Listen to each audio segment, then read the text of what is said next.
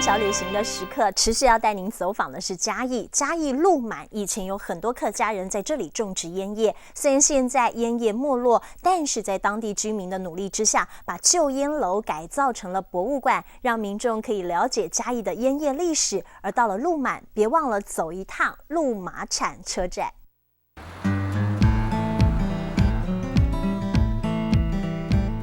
嘉义鹿满的大阪市烟楼原本荒废了13年，经过半年整修，烟楼变成了客家烟叶文化园区。是什么时候又开始重新打造？民国02年。原貌整修的烟楼，屋顶上的这个气窗是为了散热排湿，而整个内部空间搭配模型，则是可以看得到旧时烟叶产制的流程。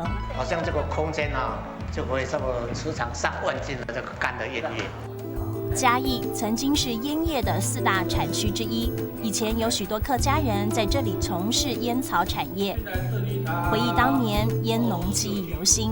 你看这塔火啊，就把塔火在钓鱼了。这个就是那个堆积式的烤烟炉哈。看着烤烟室，烟农说，冬天烤烟叶时，炊烟袅袅，得要1个礼拜不间断。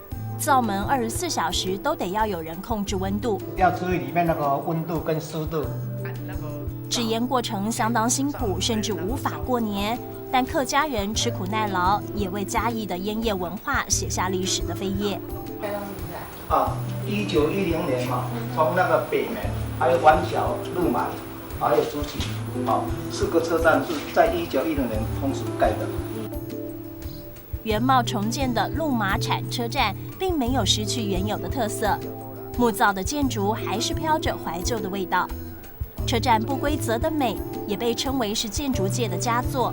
倾斜式的屋顶则已经有100年历史。1910年盖的到现在是铜板，是红铜。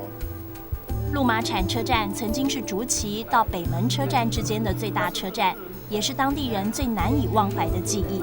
以前家有庙会，庙会就我们这几年好多哦，都到嘉义去看庙会，都扣满。阿里山铁道线以前是以运输木头为主，虽然现在没有火车停靠，但是在这个无人车站漫游，似乎也能够感受那个时间久远但人声鼎沸的年代。13个寒暑并未阻绝灶门内的炙热，不对比的车站屋顶，浓浓烟草香仿佛再度缭绕。鹿满街角体会对比的感动时刻。